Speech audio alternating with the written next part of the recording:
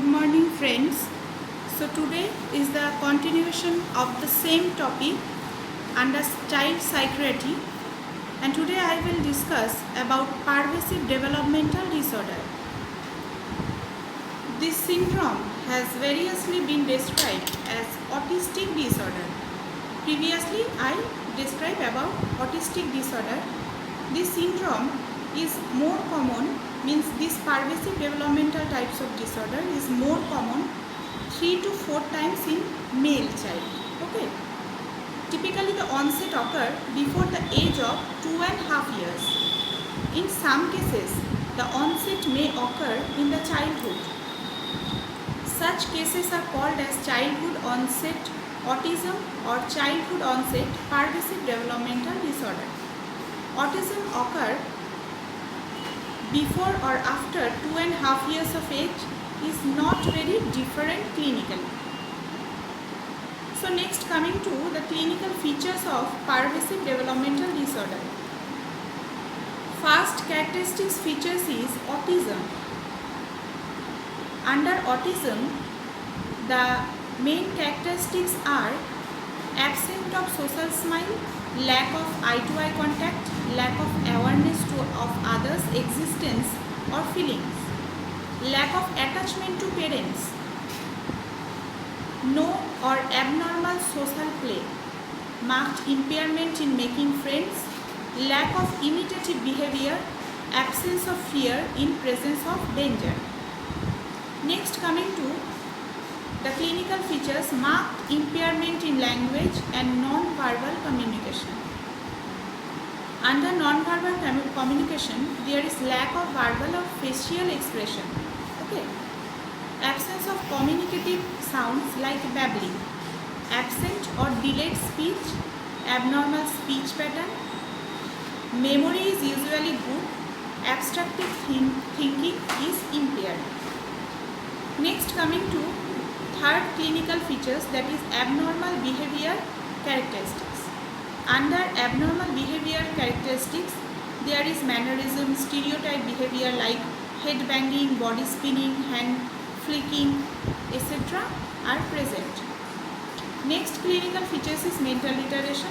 I already discussed in details about mental retardation, and other features also present. So there are mainly 4 clinical features. First one is autism, second one is impairment in language and non-verbal communication, third one is abnormal behavioral characteristics, and fourth one is mental retardation.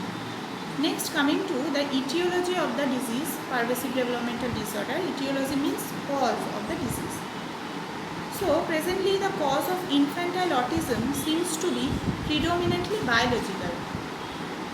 The evidence for biological causation include a higher than average history of perinatal CNS insult, EEG means electroencephalogram abnormalities, epilepsy, ventricular dilatation on CT scan brain, increased serotonin level in brain, and or neurophysiological abnormality in some patients. Next, coming to the treatment of this type of pervasive developmental disorder. The treatments are, first one is behavior therapy, second one is psychotherapy, third one is pharmacotherapy. Under pharmacotherapy, antipsychotic and anti-epileptic medications are used. And next, coming to the hyperkinetic disorder, and usually we called it attention deficit disorder. A common disorder, it occurs in about 3% of school-age children.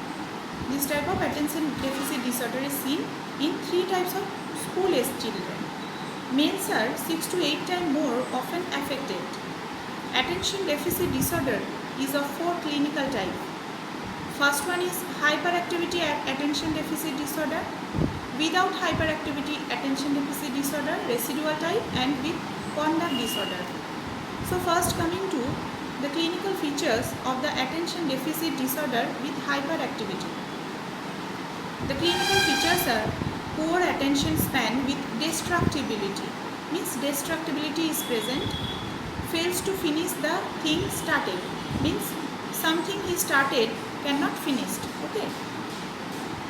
Next, coming to hyperactivity also present in the clinical features. Impulsivity means act before thinking on the spur of the moment, and difficulty in waiting for turn at work or play. Means first anyone is playing, and after that I have the turn of play, so I cannot wait for the turn. Okay, this is impulsivity. Next, coming to the attention deficit disorder without hyperactivity. This type is rare with similar clinical features except hyperactivity. Means in attention deficit disorder without hyperactivity also the clinical features are same as the above. Next, coming to the residual type of attention deficit disorder. Here it is usually diagnosed in a patient in adulthood with a past history of ADD. ADD means attention deficit disorder, and presence of a few residual features in adult life. Next, coming to the hyperkinetic disorder with conduct disorder. Here the diagnosis is made by teacher's report, by the school. Clinical examination. Many children with hyperactivity may be able to sit still in the new setting of the hospital, and thus the diagnosis may be missed. Hyperactivity is also a common clinical symptom in mental retardation. Thus, mental retardation should always be excluded before making a diagnosis of ADD. Next, coming to the positive factor or etiological factor of hyperactivity attention deficit disorder. Many factors like minimal brain damage, maturational lag, genetics and neurotransmitter, developmental psychodynamics factor is also have been incriminated. The cause is not yet known, but it is more likely to be a biological as the same. So the pervasive disorder was also the positive factor is biological, and here the attention deficit disorder positive factor is also biological. Okay. Next, coming to the treatment purpose of the treatment of attention deficit disorder. First one under pharmacotherapy is stimulant medication. Dextroamphetamine is used. Okay. And next, second one is coming to the behavior modification or behavior therapy, and third one is counseling and supportive psychotherapy. Behavior modification and counseling are very important in the successful management of attention deficit disorder and can be used along with drug therapy. So here I am completing the topic attention deficit disorder. Next, I